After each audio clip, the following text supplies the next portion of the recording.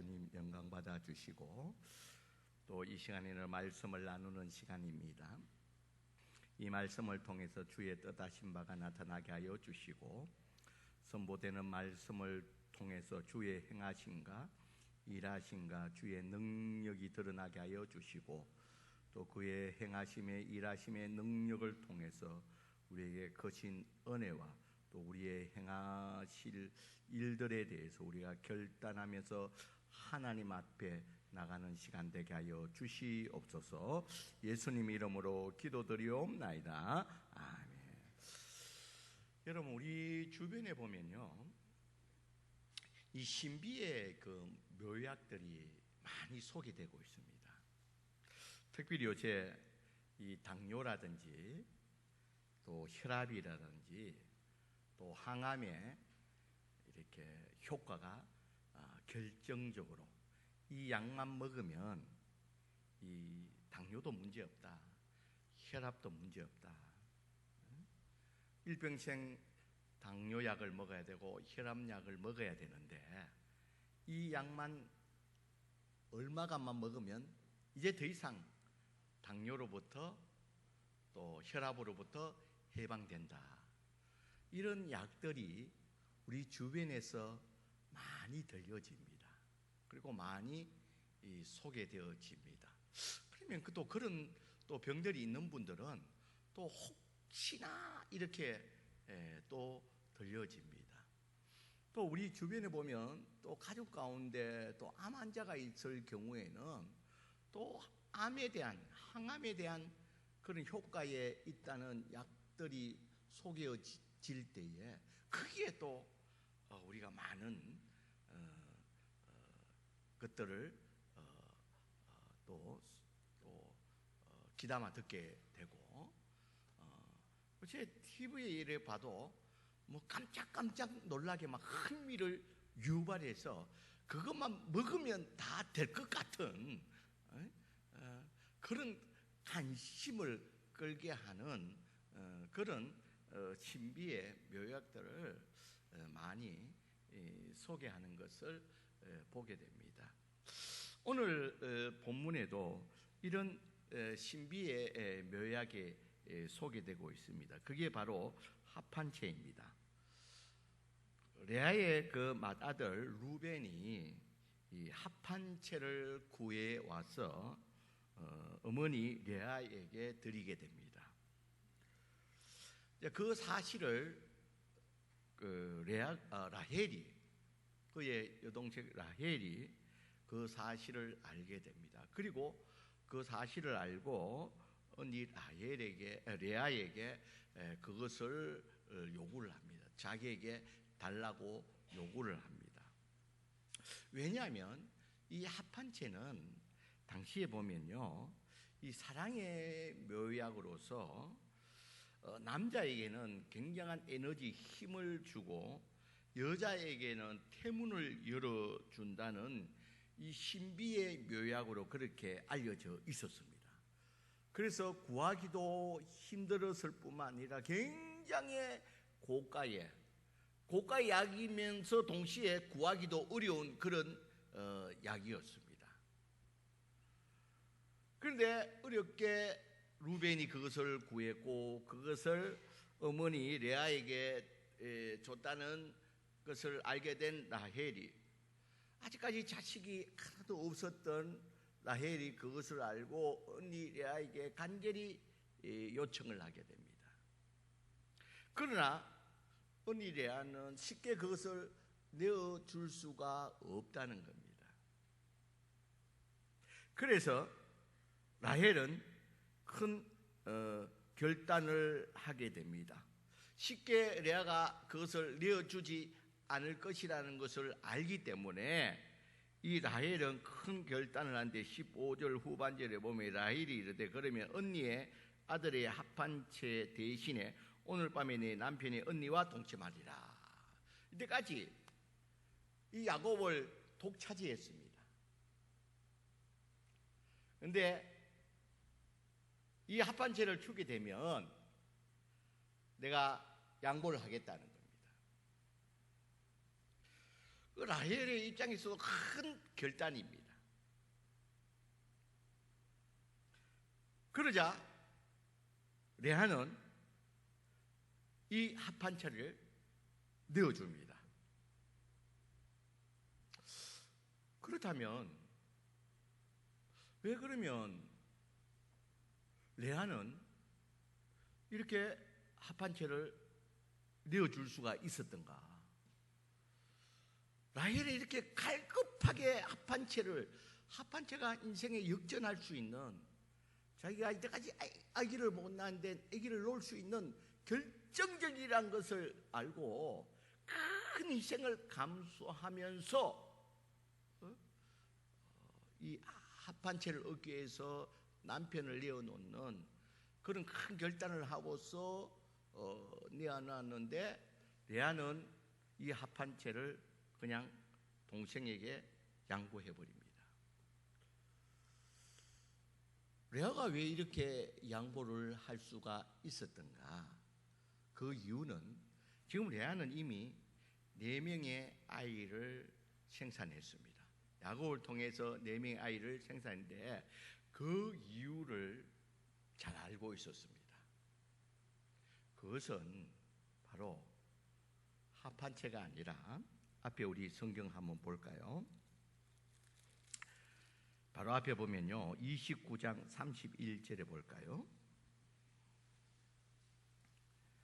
29장 31절에 보면 여호와께서 레아가 사랑받지 못함을, 이 야곱에게 사랑받지 못함을 보고 그 태를 여쳤으나 라헬은 자녀가 없더라.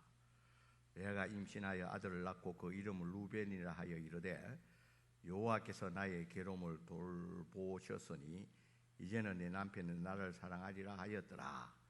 그가 다시 임신하여 아들을 낳고 이르되 여호와께서 내가 사랑받지 못함을 들으셨으므로. 그러니까요, 이 레아는 남편의 사랑은 이미 동생 라헬에게 가 있다는 것을 알고 있습니다. 이제 그것을 알고 있지만, 그러나 이 자식에 대한 그것들은 하나님 앞에 사랑은 떠났지만, 그러나 하나님 앞에 자식에 대한 그런 것들을 하나님 앞에 간절히 기도했을 때, 간절히 구했을 때 하나님께서 그것을 들으시고 자기의 태문을 열어서 이미 4명의 자녀를 자기에게 허락을 했다는 겁니다. 그러니까 레아는 이미 이 태문을 유고 자식을 주는 것은 이 합판체에 있는 것이 아니라 하나님의 주권 아래에 있다는 것을 알고 있다는 겁니다. 그렇기 때문에 이 레아는 기꺼이 이 합판체가 결정적으로 이 자녀를 놓게 하는 것이 아니라 그것은 하나님께 있다는 것을 알기 때문에 그 합판체를 라헬에게 기꺼이 내어주게 된다는 겁니다.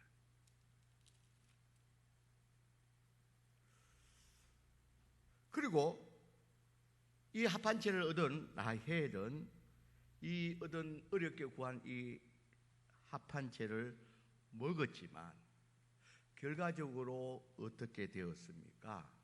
결과적으로 보니까요, 임신은 누가 합니까? 레아가 합니다. 우리 17절을 보면 하나님이 레아의 소원을 들으심으로 그가 임신하여 5째 아들을 야곱에 낳은지라. 소원을 뭐 했다고요? 들었다는 거예요. 그러니까 레아는 이 합판체가 아니라 하나님께 소원을 구하는, 하나님이 주셔야 되는 것을 알기 때문에 하나님께 기도하면서 5째 아이를 얻었다는 거예요. 합판체에 있지 않다는 것을 알고 있습니다. 그래서 합판체를 내어줘 버리는 겁니다. 그리고 하나님 앞에 다시 매달리는 거예요. 하나님을 다시 의지하는 거예요.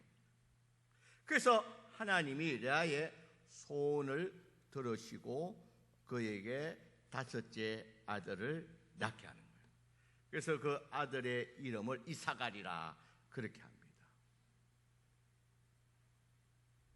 그리고 또 레아가 또 아이를 낳습니다. 여섯째 아들을 낳게 됩니다. 그 아들의 이름을 뭐라 그럽니까? 스볼론이라 그럽니다. 그리고 또 딸을 낳게 됩니다. 딸의 이름을 뭐라 그러나고요? 디나로. 자, 그러면 여러분 우리가 한번 생각해 봅시다. 라헬은 남편을 내주고 합한 채까지 먹었고 아이를 3명 정도 놓으려 그러면 우리 다산에 우리 교회 유공자님 한 몇 년이 걸리죠? 최소한 3명을 놓으려고 하면 한 5년은 걸리죠? 최소한. 그죠? 한 명당 10개월씩 뱃속에 넣고 또 놓고 하려고 그러면 3명을 하려고 그러면 딴 사람은 뭐 그렇게 박임님 5년 맞습니까? 예. 최소한 5년은 걸린다는 5년. 그러니까 합한 채를 먹었지만 5년 동안 라헬은 전혀 임신이 되지 않는 거예요. 그런데 그 5년 동안 합한 채가 인생의 반전을 줄 것이라 기대했지만 전혀 그것에 먹지 않은 이 라헬은 쑥쑥쑥 3명이나 더 하는 태문을 열어서 아이를 낳는 거예요. 이것을 자세히 지켜본 라헬이 드디어 깨닫게 됩니다. 무엇을 깨닫게 됩니까?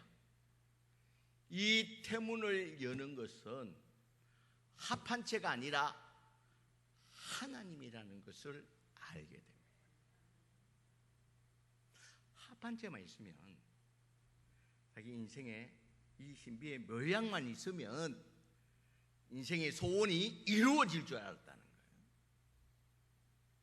그러나 그 합한 채가 아닌 이 태문을 열고 자기의 소원을 열 것은 바로 하나님께.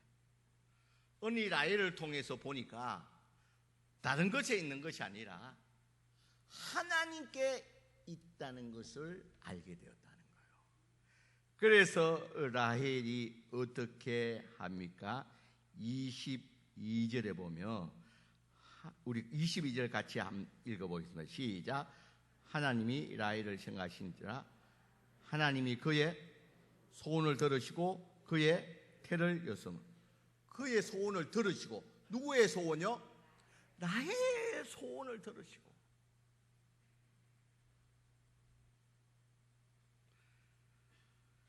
지금까지는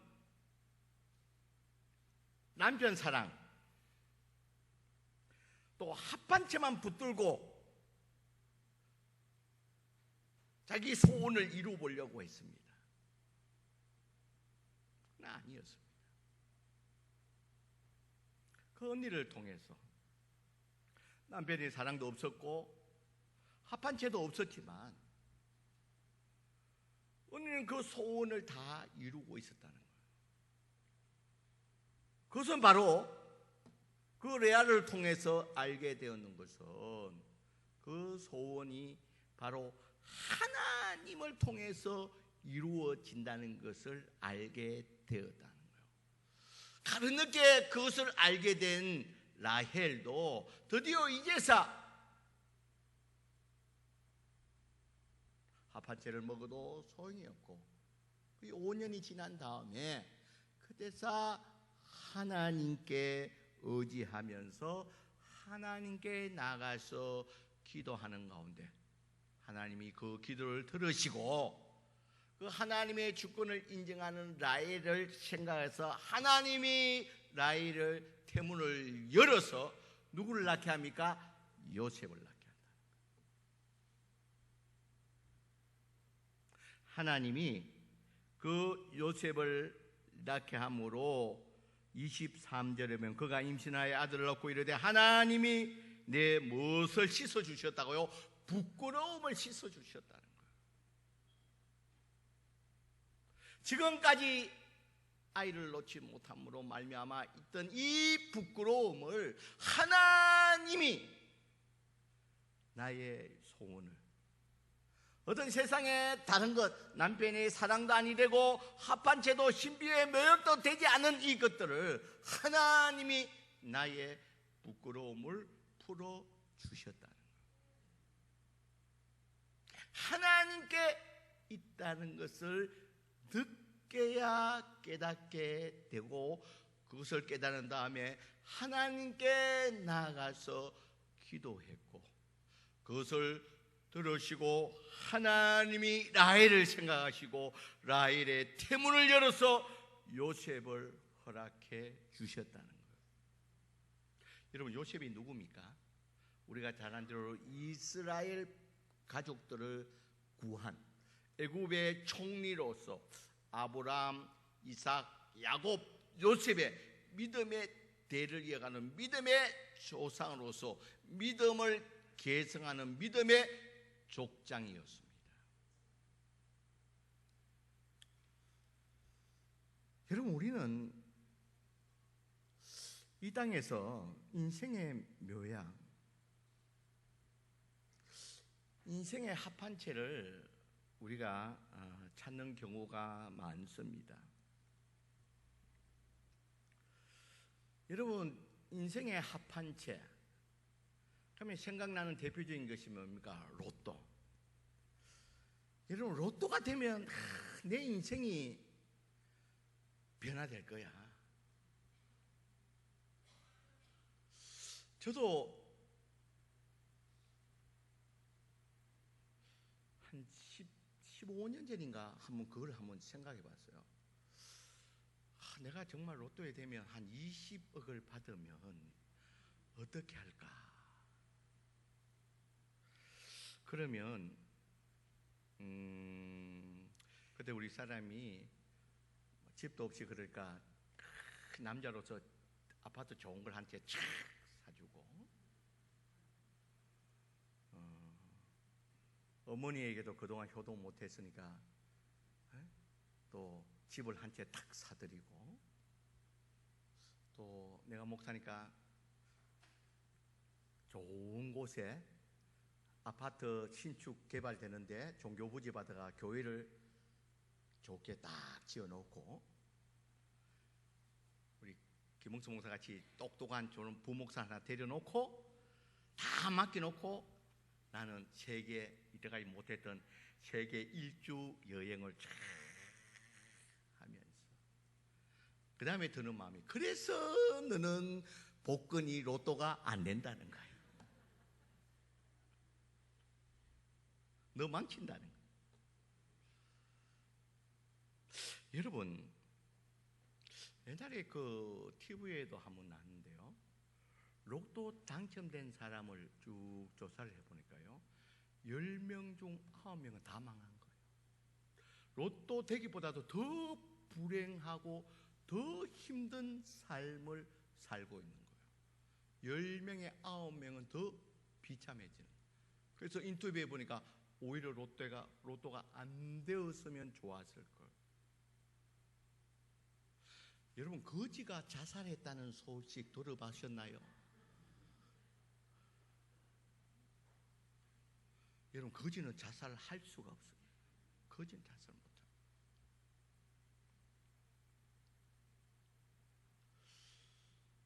여러분, 우리가 성공도요, 주 안에서, 하나님 안에서 성공해야 되는 줄 믿습니다. 그래서 우리 주님이 내가 곧 뭐라 그래요? 길이라고 그렇게.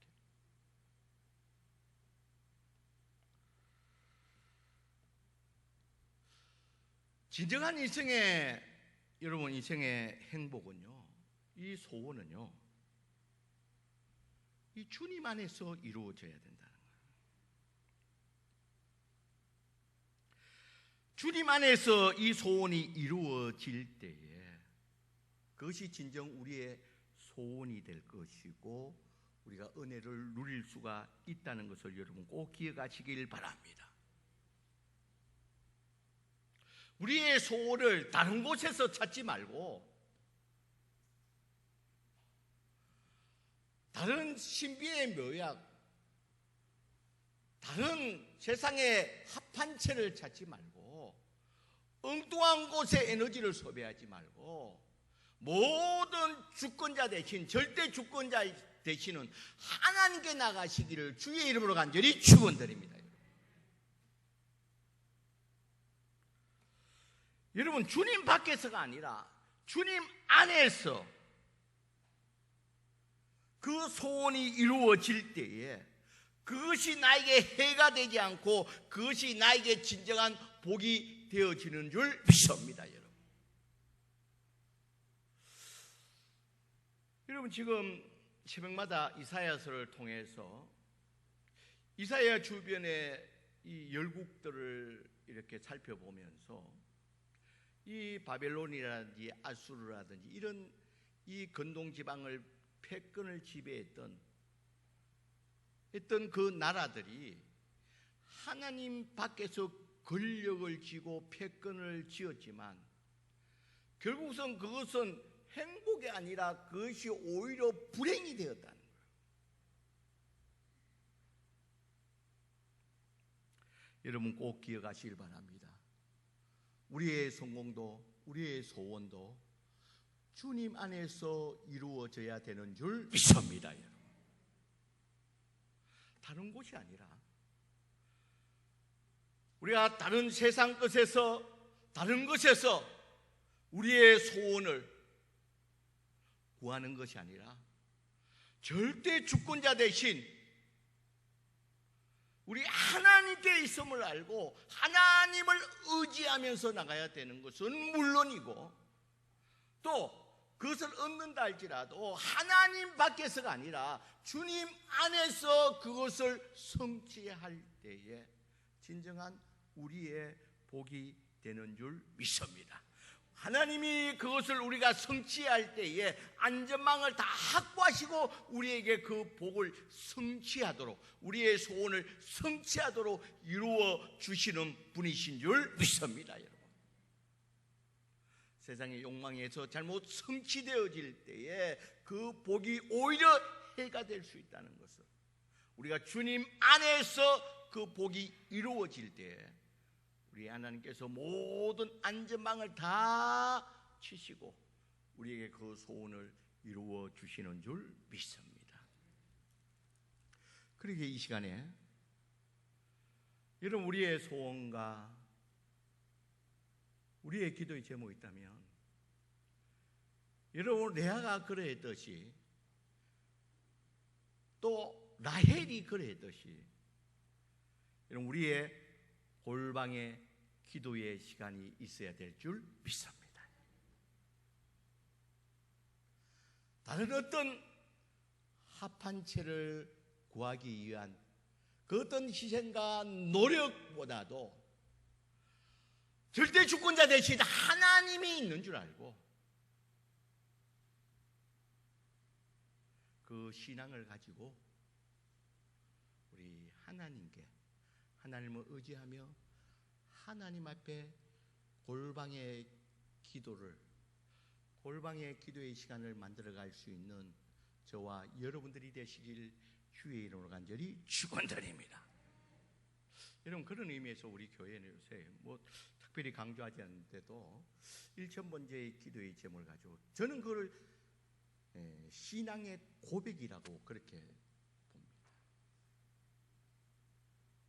이것은 하나님께 절대 주권자이심을 믿고 앞에 놓을 때마다 그 신앙을 담아서 예물을 통해서 1000번째를 통해서 기도의 제목을 하나님께 드린다는 거예요.